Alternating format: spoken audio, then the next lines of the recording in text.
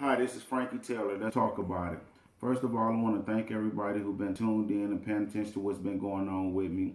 I want you guys to keep the comments coming in. I got a gentleman that's got a lot of good input. I want you guys to watch this video, and change starts with us. Keep the comments rolling in, and you guys will be hearing from me. Stay tuned in. Let's talk about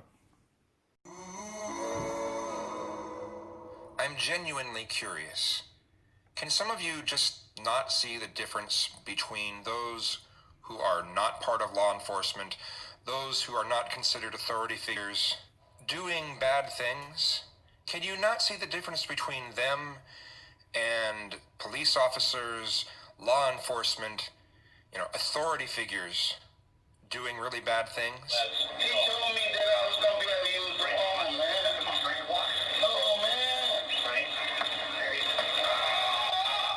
Officers pick Taylor up and take him to the chair and try to restrain him, threatening to tase him. That's when another officer comes in, puts on gloves, and strikes him repeatedly, knocking him unconscious. Do you honestly think that an individual person, not associated with law enforcement, not considered an authority figure at all, not part of any sort of company, not associated with anything that has any sort of structure, targeting white people is the same as police officers torturing a black man, or beating the shit out of a black man until he's unconscious, or shooting an unarmed black guy? I mean, do you have no sense of what systems are? Let me clue you in case you really don't have any idea about that sort of thing. Police officers are supposed to be looked up to as outstanding citizens who serve and protect the citizens of this country.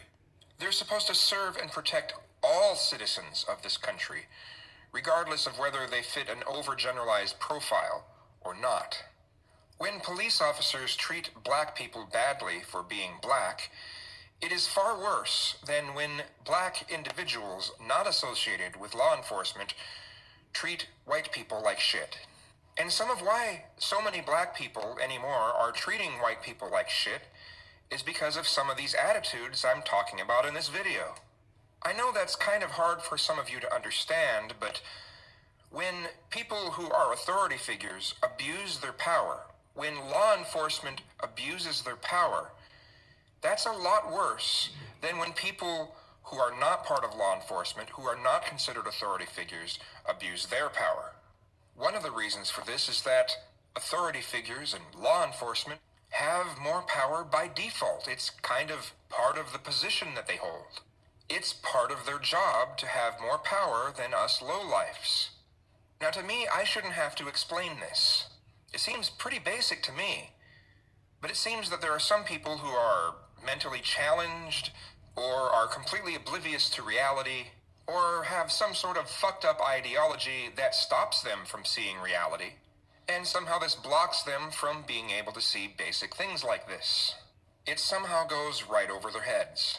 Someone in a police station who is completely unarmed, and is completely outnumbered, and is basically a harmless drunk person, not 100% complying with what officers request, is not an excuse for the police to give someone a beatdown to the point of unconsciousness. And this is regardless of whether you're commenting on a liberal news source or not. Regardless of whether the story is on the Young Turks or not.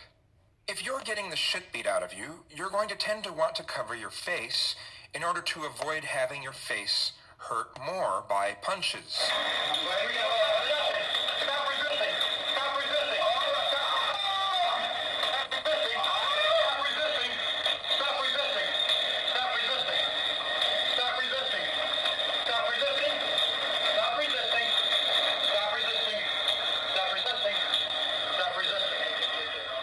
People generally want to stop people from hurting them.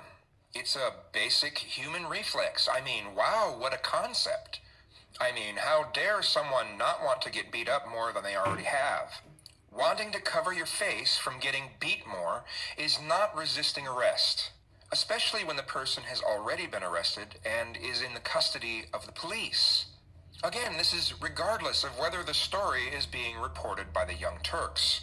Yes, I understand that the Young Turks generally doesn't report on black-on-white crime, and that's because, quite frankly, it's not as important as when police officers abuse their power and treat black people the way that many people, unfortunately, treat other animals. When it seems law enforcement is in the wrong, the Young Turks tends to not side with law enforcement. They've been pretty consistent on that. But apparently that means they're bad or something like that, right? If you're going to defend the actions of those officers, or you're going to respond by saying, but what about black on white crime? Then I'm going to probably refer to you as an agent of white supremacy, whether you choose to label yourself as that or not. Let me clue you in on something. There are a number of white supremacists who label themselves as white supremacists, who have black friends, who have many black friends. There are white supremacists out there who say they want equality. In some parts of the country, it's almost necessary for black people to befriend those who are white supremacists, because if they don't, they end up having to watch their backs a lot more. But you know, I guess I'm racist for stating that. Or something like that. Maybe I'm a cuck. Maybe I'm a faggot. Well, I am a faggot. Maybe I'm a regressive or something, right?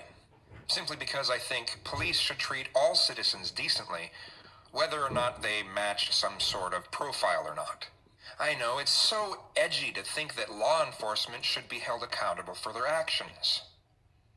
He has permanent loss of eyesight in one eye. And I don't feel like that I was a threat to the officers to the point that they had to hit me until I was unconscious. Attorney James Razor alleges not only did East Point police use excessive force on Taylor, they discriminated against him because he's black, refusing to let him make a phone call, even though he says white inmates were allowed to do so. We want to protect people from this type of brutality by police forces. White folks were allowed to use the phone by the police officers.